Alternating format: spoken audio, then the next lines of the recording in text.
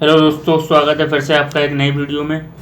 आज के वीडियो में हम बात करने वाले हैं अपने अगले टूल के बारे में, जिसका नाम है हॉरिजॉन्टल और वर्टिकल डायमेंशन। तो जिन लोगों ने पिछले वीडियोस नहीं देखे हैं जिनमें हमने पिक टूल और ये सभी टूल डिस्कस कर चुका हूँ, तो वो आप चैनल की प्लेलिस्ट में जाके देख सकते हैं। तो बात करते हैं हमारे हॉरिजॉन्टल और वर्टिकल डायमेंशन टूल के बारे में। तो सबसे पहले हम एक रेक्टेंगल या कोई भी शेप ड्रॉ कर लेते हैं। फिर इसके बाद हॉरिजॉन्टल और वर्टिकल डायमेंशन टूल लेते हैं और यहाँ से हम जैसे कि हम पैरेलल डायमेंशन टूल में करते आ रहे थे वैसा करेंगे।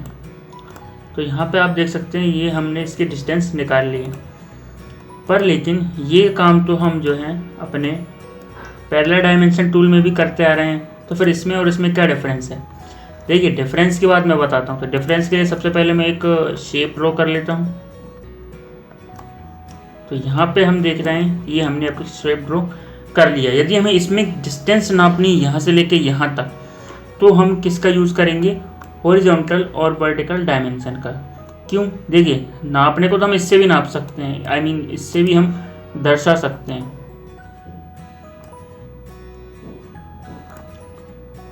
पर लेकिन ये एक प्रॉपर वे नहीं है किसी की भी लेंथ को दर्शाने का।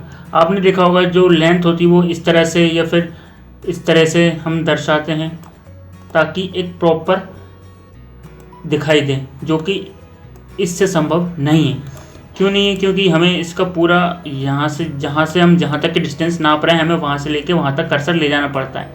तो इससे बचने के लिए हम यूज़ करते हैं अपना हॉरिजॉन्टल और वर्टिकल डायमेंशन। कैसे करेंगे, देखिए हमें यहाँ से लेके यहाँ तक की डिस्टेंस नापनी है। तो यहाँ पे मैं सिलेक्ट कर लेता हूँ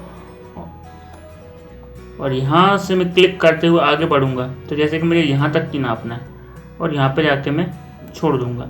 और इसके बाद आपको ऊपर रखना है, नीचे रखना है, कहीं भी रखना है, वहाँ पे आप सिलेक्ट कर लीजिए। तो ये देखिए ये कितना शानदार लग रहा है उसके कंपैरिजन में। जबकि आपने देखा होगा वो टेढ़ा सा दिखाई दे रहा था, जबकि यहाँ पे ये कितना शानदार दिखाई दे रहा है। यदि आपको इसके अलावा कोई और भी डिस्टेंस नापनी है तो वो भी आप नाप सकते हैं। कैसे नापेंगे, यहाँ से क्लिक किया और जहाँ से जहाँ तक भी नापना है आपको, और ये देखिए। तो ये एक प्रॉपर वे होता है किसी की भी डिस्टेंस को बताने का, और यहाँ से हम आराम से किसी की भी डिस्टेंस को दर्शा सकते हैं। तो इस तरीके से हम हॉरिजॉन्टल और वर्टिकल डायमेंशन टूल का यूज़ करते हैं। लेकिन जैसे हम इनका यूज़ करते हैं या फिर इनको क्रिएट करते हैं, तो यहाँ पे कुछ ऑप्शंस आ जाते हैं जो कि हमने पिछली वीडियो में डिस्कस कर लिए हैं। तो वो आप वहाँ पे जाके देख सकते हैं।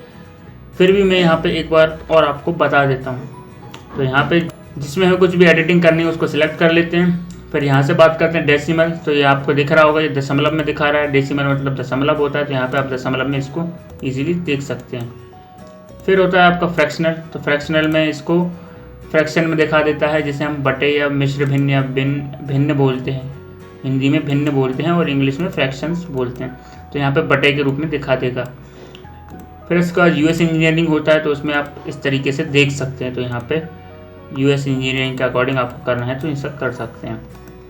फिर होता है यूएस आर्किटेक्चरल, तो उसमें भी इसी तरह से दिखाई देता है। तो जैसा आपको यूज़ करना है वैसा कर सकते हैं। तो मैं आपको प्रेफर करूँगा डेसिमल यूज़ करें, क्योंकि हम यही यूज़ करते हैं।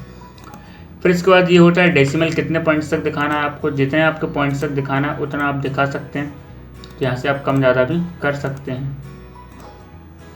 फिर यहाँ पे यूनिट दिखानी है तो आप यूनिट दिखा सकते हैं, जैसे कि मीटर्स दिखाना है आपको, इंच में दिखाना है आपको, मिलीमीटर में दिखाना है तो कितना मिलीमीटर होगा ये, पिकास में दिखाना है तो कितना पिकास होगा ये, और आपको किलोमीटर या फीट में दिखाना है तो हम ये इस तरीके से दिखा सकते हैं। फिर होता है यहाँ पे ये यूनिट दिखाना है या नहीं दिखाना। तो यहाँ पे हम इसको अनक्लिक कर देंगे तो यूनिट हट जाएगी और क्लिक करेंगे तो यूनिट दिखने लगेगी। फिर इसके बाद वही 0 100 लीडिंग 0, जैसे कि अभी आप देख रहे हैं तो 0.6 लिखा है। हम चाहते हैं कि जब भी कोई पॉइंट में आए, जैसे जिसमें 0 पहले आए उसमें सीधा हम 0.6 लिख दें। तो यहाँ से इसको आप हटा दीजिए तो सीधा 0.6 आ जाएगा। इसको ले आएंगे तो 0 के साथ भी ये दिखने लगेगा।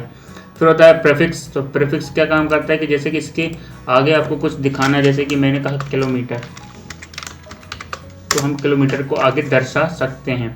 तो प्रीफिक्स जो भी हमें अपनी यूनिट के आगे दिखाना है वो दिखा सकते हैं। फिर इसके बाद सफिक्स होता है। तो सफिक्स मतलब पीछे जो भी हमने लिखा हुआ है उसमें हम पीछे की तरफ दिखा सकते हैं। तो यहाँ पे हम इस तरीके से भी दर्शा सकते हैं। तो प्रीफिक्स और सफिक्स आई होप आपको क्लियर हो गए होंगे।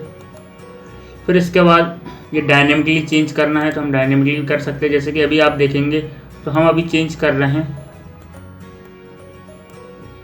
तो यहाँ पे यदि हम अभी आप देखिए 0.6 है, इसको मैं छोटा करूँगा तो ये देखिए 0.4 हो गया। मतलब ये डायनेमिकली चेंज हो गया। डायनेमिकली मतलब जैसे ही हमने शेप को चेंज किया ये भी चेंज हो गया। बढ़ाएंगे तो ये बढ़ जाएगा और बढ़ाएंगे तो ये और बढ़ जाएगा। मतलब हम जैसे जैसे शेप को कम ज़्यादा कर रहे हैं तो ये भी कम ज़्यादा हो रहा है। यदि आप ये नहीं चाहते हैं तो यहाँ से आप इसको अनक्लिक कर दीजिए। तो अब इसको आप कितना ही बढ़ाइए, कितना भी कुछ करिए, ये उतना ही रहेगा। जैसे 0.5 है तो 0.5 ही रहेगा। आप कितना ही बड़ा कर दें, कितना भी छोटा कर दें।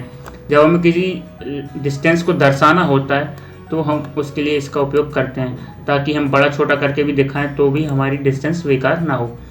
फिर इसके बाद इसको एक्टिवेट कर देंगे तो वही ऑप्शन हो जाएगा। फिर ये होता है आपका टेक्स्ट पोजीशन। तो टेक्स्ट पोजीशन आपको कहाँ लिखना है, तो अलग अलग पोजीशंस होती है। जैसे कि एबव लिखना है तो ये एबव आ गया। और फिर एबव के बाद होता है टेक्स्ट थ्रू। तो टेक्स्ट थ्रू में कुछ इस तरह से दिखाई देगा। टेक्स्ट बिलो तो नीचे की तरफ आ जाएगा यहाँ पे। और फिर इसके बाद फोर्स, तो फोर्स वाला जो मैंने कल की वीडियो में बता दिया है, नहीं आ रहा है समझ में तो एक बार और बता देता हूँ। तो यहाँ पे हम एक बार डिस्टेंस और ले लेते हैं। यहाँ से सिलेक्ट किया और हमें मान लीजिए जहाँ तक की चाहिए,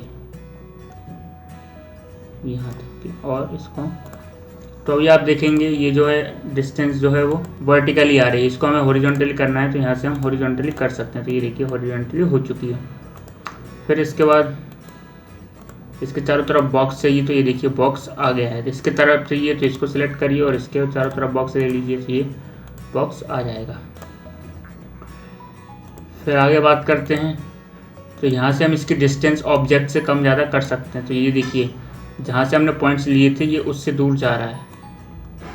पहले मैं हटा देता हूँ जो भी एक्स्ट्रा है। तो ये देखिए यहाँ पे हमने इसको मैं 0 कर देता हूँ तो इसकी डिस्टेंस वहीं से बताएगा जहाँ से हमने सेलेक्ट किया हुआ था। ये देखिए यहाँ से सेलेक्ट किया था और यहाँ से सेलेक्ट किया था। पर यदि आप इसको ऊपर की तरफ खींचना चाहते हैं तो इसकी डिस्टेंस बढ़ा दीजिए। तो ये देखिए इस पॉइंट से ये इतनी डिस्टेंस पे आ गया जितनी हमने यहाँ पे लिखी हुई है। आप ज़्यादा डिस्टेंस करेंगे तो और ज़्यादा डिस्टेंस पे पहुँच जाएगा, और ज़्यादा करेंगे तो और ज़्यादा। मतलब जो ऑब्जेक्ट जहाँ से आपने डिस्टेंस मापी थी वो उसकी उतनी डिस्टेंस पे पहुँच जाएगा। और ये उसके ऊपर की तरफ होता है। जैसे कि अभी आप देखेंगे इसके ऊपर बिल्कुल भी जगह नहीं, मतलब ये लाइन जैसे कि नीचे की तरफ है, आपको ऊपर की तरफ भी चाहिए तो इसको आप बढ़ा दीजिए। तो ये क्या हो जाएगा, ये देखिए ये ऊपर की तरफ लाइंस बढ़ने लगेंगी। तो जिस तरह जैसे कि आपको यहाँ पे भी कोई ऑब्जेक्ट रखना है तो वो भी आप रख सकते हैं। तो इस तरीके से हम लाइंस का यूज़ करते हैं।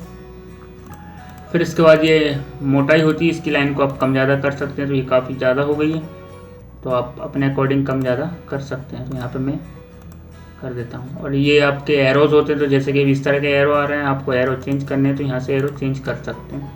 और ये लाइन होती है तो यहाँ से आप लाइन भी चेंज कर सकते हैं। तो ये होता है हमारा हॉरिजॉन्टल और वर्टिकल डायमेंशन टूल। तो आई होप आपने वीडियो में कुछ नया सीखा होगा।